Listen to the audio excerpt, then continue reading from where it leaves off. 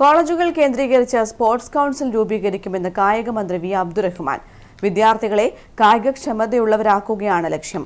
കായിക മേഖലയിൽ തൊഴിലവസരങ്ങൾ പരമാവധി ഉപയോഗപ്പെടുത്തുന്നതിനായി യുവജനങ്ങളെ സജ്ജരാക്കുമെന്നും അദ്ദേഹം കൂട്ടിച്ചേർത്തു. നവീകരിച്ച ബ്രണ്ണൻ കോളേജ് കളിസ്ഥലം ഉദ്ഘാടനം ചെയ്ത് സംസാരിക്കുകയായിരുന്നു മന്ത്രി. യുവജനങ്ങളെ കായിക മേഖലയിൽ മുൻപന്തിയിലെത്തിക്കുന്നതിനായി കോളേജിലേക്ക് മത്സരങ്ങൾ സംഘടിപ്പിക്കും. കായിക മേഖലയിൽ നിരവധി തൊഴിലവസരങ്ങൾ ഉൾപ്പെടെ സാധ്യതകൾ ഏറെയുണ്ട്. അത് പരമാവധി ഉപയോഗപ്രദമാക്കുന്നതിനായി യുവജനങ്ങളെ സജ്ജരാക്കുകയാണ് സർക്കാർ ലക്ഷ്യം. കേരളത്തിലെ കോളേജുകളിൽ കായിക പ്രവർത്തനങ്ങൾ സജീവമാക്കുന്നതിന്റെ ഭാഗമായി കായിക വകുപ്പും ഉന്നത വിദ്യാഭ്യാസ വകുപ്പും ചേർന്നുകൊണ്ട് കോളേജ് ലീഗ് ആരംഭിക്കാനുള്ള നടപടികൾ ആരംഭിച്ചു കഴിഞ്ഞു. ഈ ലീഗ് മത്സരങ്ങൾ കേരളത്തിലെ കലാലയങ്ങളിൽ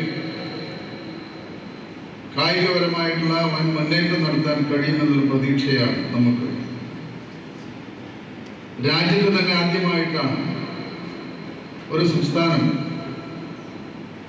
കോളേജുകളിൽ ലീഗ് മത്സരങ്ങൾ ആരംഭിച്ചത്. ആദ്യഘട്ടമെന്നോണം 5 ഇനങ്ങളിലാണ് ഈ ലീഗ് മത്സരങ്ങൾ ആരംഭിക്കുന്നത്. ഇതിന്റെ ഭാഗമായി എല്ലാ കോളേജുകളിലും പുതിയ സ്പോർട്സ് കൗൺസിലുകൾ രൂപീകരിക്കാൻ ഉന്നത വിദ്യാഭ്യാസ വകുപ്പുമായി ചേർന്ന് കായിക വകുപ്പ് തീരുമാനിച്ചു. വിദ്യാർത്ഥികളെ കായികക്ഷമതയുള്ളവരാക്കുകയാണ് മറ്റൊരു ലക്ഷ്യമെന്നും മന്ത്രി കൂട്ടിച്ചേർത്തു.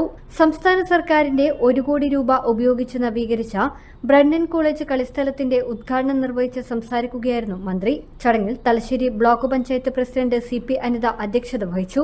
ധർമ്മടം ഗ്രാമപഞ്ചായത്ത് പ്രസിഡന്റ് NK രവി മുഖ്യാതിഥിയായി. College principal professor J Vasanthi, sports Kerala foundation executive engineer APM Muhammad Ashraf, ജില്ലാ പഞ്ചായത്ത് അംഗം കോങ്കി രവീന്ദ്രൻ തുടങ്ങിയവർ സംബന്ധിച്ചു. 95 മീറ്റർ നീളവും 55 മീറ്റർ വീതിയുമുള്ളതാണ് ഗ്രൌണ്ട്. ഫ്ലഡ് ലൈറ്റ് സംവിധാനവും ഒരുക്കിയിട്ടുണ്ട്. സർവകലാശാലയുടെ കീഴിൽ ഫ്ലഡ് ലൈറ്റ് സംവിധാനമുള്ള ഏക സർക്കാർ കോളേജായി ഇതോടെ ബ്രണ്ണൻ കോളേജ് മാറിയിരിക്കുകയാണ്. News bureau, Thalassery.